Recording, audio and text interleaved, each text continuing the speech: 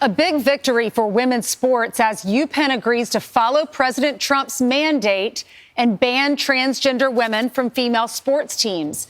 The Ivy League school will also revoke trans swimmer Leah Thomas of her titles. And all female athletes displaced by Thomas will be reinstated and get a written apology from the school. And we're back, y'all. Thank you for watching today. Go ahead and hit that like button, my people. You know that it helps us out a ton. And of course, it helps you because it helps us keep bringing you this content twice a day, every day. Just give us a little bit of a little flick of the finger. That's all it takes to hit that like button, people. You know, we appreciate it.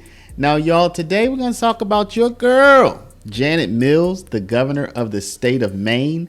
You know, we've been covering her because she put her foot down. She firmly planted her foot on the side of, the side of allowing biological boys and males to compete against biological females in sports.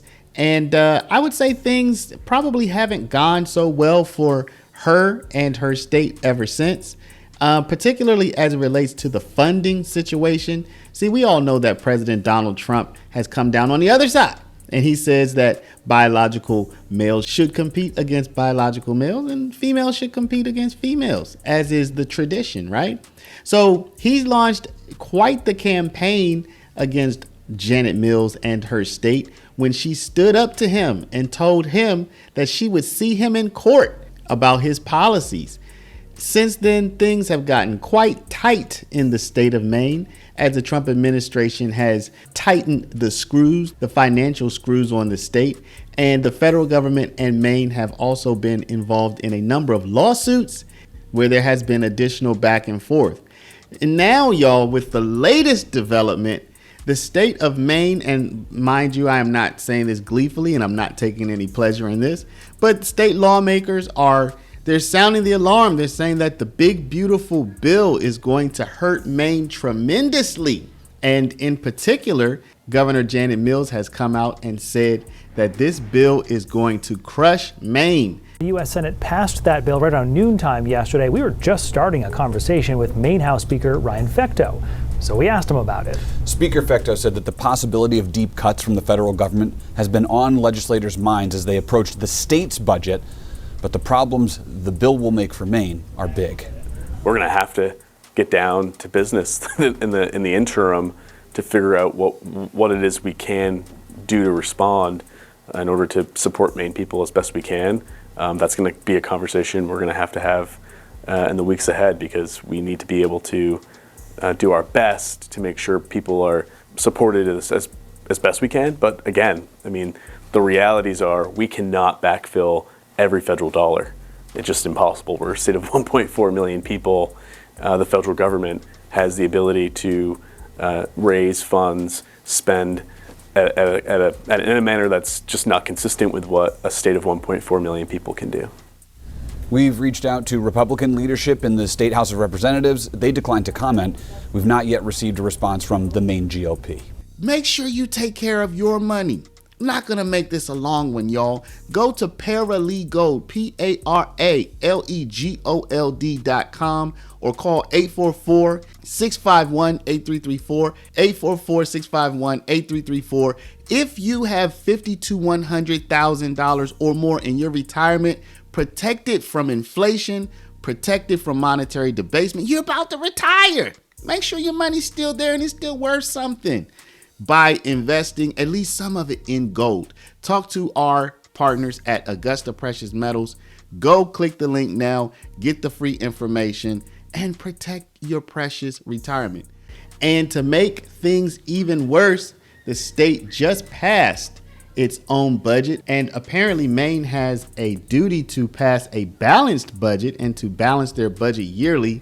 And with the holes that the big, beautiful bill is going to blow in their budget, apparently things are going to get very difficult for them. So you know Governor Mills put her state on the Trump administration's chopping block when she, as I said before, when she made a ruckus about allowing biological boys to compete against biological girls. Just something she really wants to do for some reason, people. She just wants that to happen. At least that's what it appears to me. Well, this all got started more or less with Leah Thomas, a swimming athlete who in 2022 made national headlines as being one of the first prominent trans athletes to just crush girls in their own sport.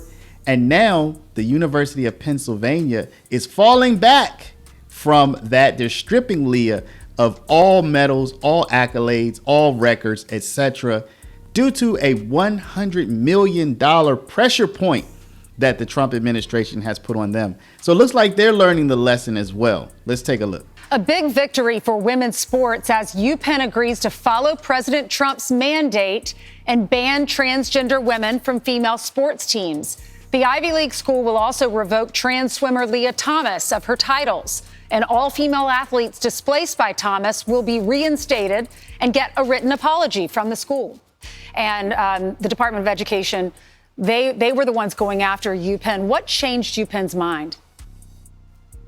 Well, more than $100 million was on the line. And I think they simply made a decision to say what the president wanted them to say and make a commitment. But it's not a binding commitment. That's why we're continuing the lawsuit, to get a judge to tell them what Title IX means and tell them to stop changing your position and have one position of protecting, defending women and their opportunities like the law requires. Margot and Ellen, the school says they're going to send personalized apology letters to the affected female swimmers. Have either of you received a letter? Margot, I'll start with you. Yes, I did receive a letter last night, and while they, are kind of acknowledging what went on that year, they're really not taking, full accountability the way that I wish that they would. And I think that they have an opportunity here, if they're going to accept responsibility, to then work with us, work with girls who actually want to see change, and ensure that women's rights are protected going forward. But they're not doing that. They're still fighting us. I'm hoping that they can kind of get on that path. Okay, Ellen, how about you? Did you receive a letter? I also did receive a letter in that same vein. It was more so passing the blame onto the NCAA, saying they were abiding the rules at that time, and these are the rules at this time, so it wouldn't be allowed now. But it's really not acknowledging the fact that that was completely wrong in the time of 2022. So I'm hoping that things start to change and they take this opportunity to take full responsibility in court. So as you can see, people, things are getting better. Some people feel like they're getting better. Some people feel like they're getting worse. I guess it all depends on which side of the coin you fall on. I definitely think any day that we start to see some of these crazy policies being rolled back, I don't care if it's due to financial reasons. I really don't care. I think that's a good day. But I want to know what you think. Let me know down in the comments. But before you do, please stop, hit the share button, share this video out over email, text message, WhatsApp, Facebook, Snapchat, Instagram, all your favorite social mediums.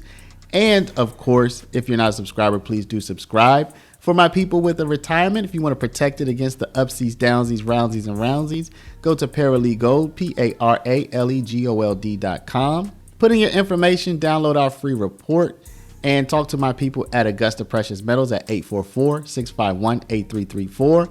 Y'all, hold on. We're going to go ahead and flow right into this brief Janet Mills interview where she's crying uncle, y'all. And again, I don't feel good about that. If the people of any state are going to suffer, that's terrible. But the decisions that our politicians take, they really do matter. So let's go ahead and jump right into it. One of the 3 GOP senators who voted against the Republican tax and spending bill was Susan Collins of Maine.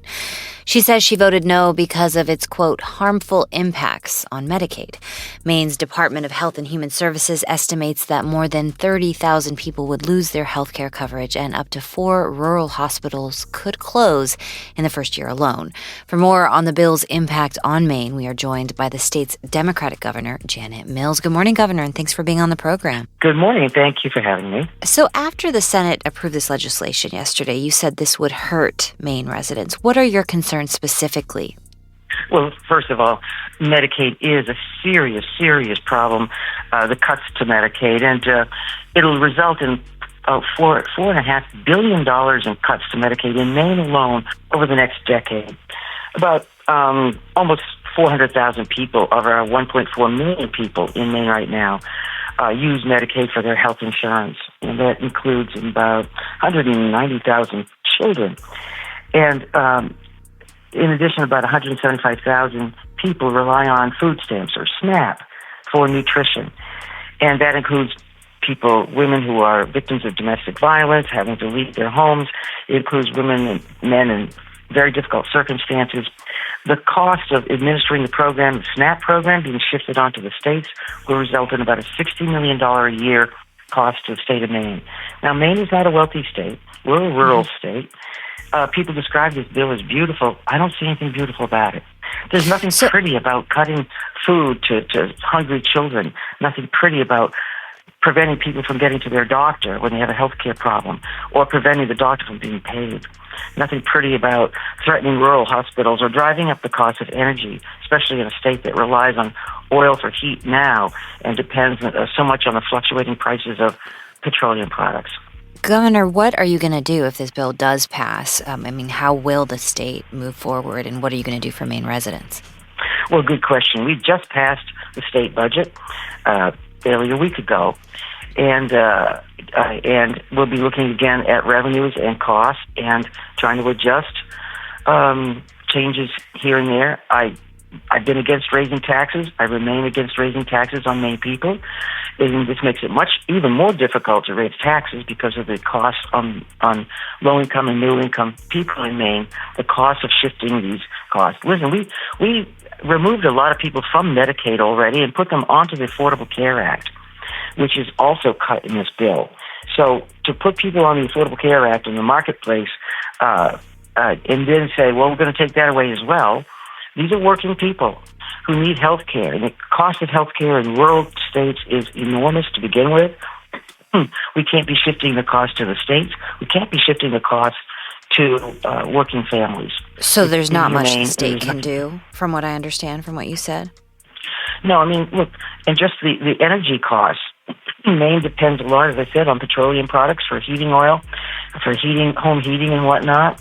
And we've relied a lot on the tax credits for renewables, for clean energy alternative projects, energy sources, and that's being cut as well. I don't know. It's going to take a real deep dive into state revenues, state expenses, and see where we can trim things and move things around. But the economy, here's a president who promised when he was running for office that the economy would improve, that the cost of living would come down, and yet the cost of living has only gone up. This bill and the tariffs and other things associated with it has done nothing to bring down the cost of groceries, cars, construction materials, healthcare, and everyday goods and expenses. Nothing really quickly whatsoever. Before I let you go, this legislation is going to the House. Do you have anything that you would say to Republican House members as they take this up? Think carefully. What is the emergency about passing this bill? What is the emergency? Take your time, read all 900 and something pages, and think about the cost to your states. Every child who's going hungry, every person who needs health care to save their lives, to maintain their families.